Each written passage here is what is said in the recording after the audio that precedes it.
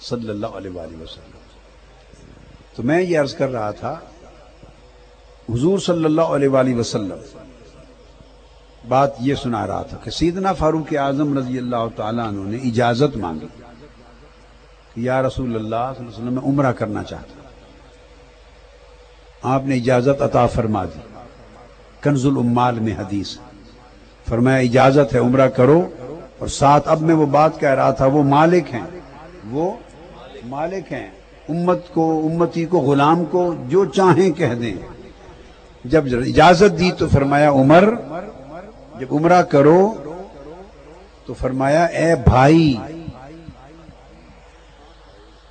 کیا فرمایا اے میرے بھائی، عمر کو کہا اے بھائی دعا میں ہمیں بھی یاد رکھنا، دعا میں ہمیں بھی یاد رکھنا۔ اب حدیث پاک میں آتا ہے سیدنا فاروق اعظم فرماتے ہیں اس خدا کی قسم جس کے قبضہ قدرت میں میری جان ہے، ساری کائنات جہاں جہاں سورج ڈوبتا طلوع ہوتا اور ڈوبتا ہے وہ ساری کائنات میری سلطنت میں دے دی جائے، وہ مجھے اتنی عزیز نہیں جتنی لذت مجھے آقا کے اس جملے سے آتی ہے۔ ہائے ہائے سبحان، نعرہ تکبیر، نعرہ رسالہ۔ آقا نے یہ فرما دینا جو کرم کیا، یہ ساری کائنات کی سلطنت و ملکیت سے عزیز تر، اپنی زبان مبارک سے فرمایا اے بھائی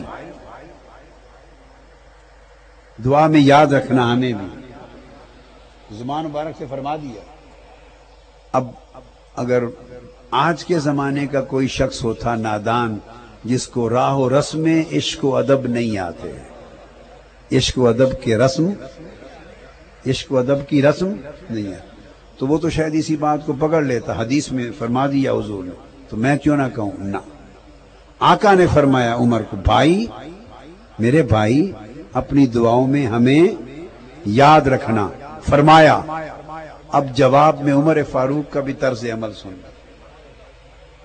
اب دوسری حدیث امام حاکم نے مستدرک میں روایت کی، سعید بن مسیب رضی اللہ تعالیٰ عنہ راوی فرماتے ہیں جب سیدنا فاروق اعظم خلیفہ ہوئے، خلیفۃ المسلمین، ممبر پہ بیٹھے خطبہ ارشاد فرمایا، تو ممبر پہ خطبے میں لوگوں سے کہا لوگو تم مجھ میں سختی، شدت اور غلظہ، بڑی میری طبیعت میں بڑی سختی دیکھتے ہو اور ڈرتے ہو کہ میں بڑا سخت طبیعت ہوں، اس لیے ذرا گھبراتے ہو، تو آج تمہیں راز بتا دوں کہ میں سخت کیوں ہوں، یا تم نے جب بھی مجھے سخت دیکھا کیوں دیکھا، تم نے جب بھی مجھے سخت دیکھا کیوں دیکھا؟ تو فرماتے ہیں آپ کو معلوم ہے کہ میں نے ساری عمر آقا علیہ السلام کی بارگاہ میں گزاری، اور وہ عمر فاروق حضور نے فرمایا تھا میرے بھائی دعا میں یاد رکھنا۔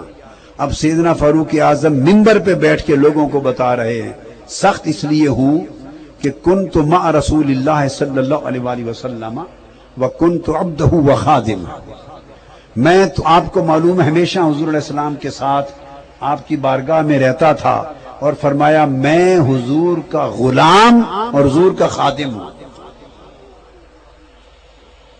حضور زبان مبارک سے فرمائیں بھائی، وہ جواب میں کہے میں حضور کا غلام ہوں، عبد ہوں، کیا لفظ بولا؟ عبد ہوں وخادم ہوں، میں حضور کا عبد ہوں، حضور کا غلام ہوں، اور مجازی معنی میں حضور کا بندہ ہوں۔ ہائے ہائے، مجاز عشق میں حضور کا بندہ ہوں، حضور کا بندہ ہوں یعنی غلام ہوں۔ معنی کیا ہے بندہ کا؟ غلام۔ دوسرا معنی بندگی اور عبادت کا نہیں، معاذ اللہ، وہ نہیں۔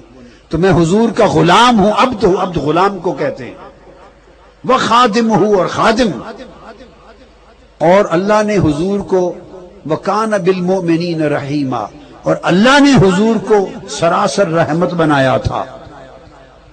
لوگ حضور کے عشق محبت اور ادب میں حضور پہ حملہ آور ہوتے تھے چھونے کے لیے، کوئی کپڑے کو ہاتھ لگا رہا ہے، کوئی زلفوں کو چھونا چاہتا ہے، کوئی قدم شریف چھونا چاہتا ہے، کوئی دست مبارک کو بوسہ دینا چاہتا ہے، کوئی قدمین پہ گر کے بوسہ دینا چاہتا ہے، کوئی حضور کی کملی کو ہاتھ لگانا چاہتا ہے۔ ارد گرد لوگوں کا ہجوم چاہتا تھا کہ آقا کو مس کرے، کملی کو مس کرے، بوسہ دے۔ حضور پر ہجوم چڑھ پلتا تھا، اور اللہ نے حضور کو رحیم اور کریم بنایا تھا۔ وہ کسی کو منع کرنے والے نہیں تھے، وہ کسی کو روکتے نہ تھے، اور میں حضور کا گارڈ تھا، میں حضور کا نوکر تھا، خادم تھا، غلام تھا۔ میری ڈیوٹی گارڈ کی تھی، حضور کی ڈیوٹی رحیم کی تھی۔ وہ روکتے نہ تھے، روکنا میرا کام، لہذا میں دھکے دے دے کے لوگوں کو روکتا تھا، اور دھکے دے دے کے لوگ چاہتے تھے مس کریں۔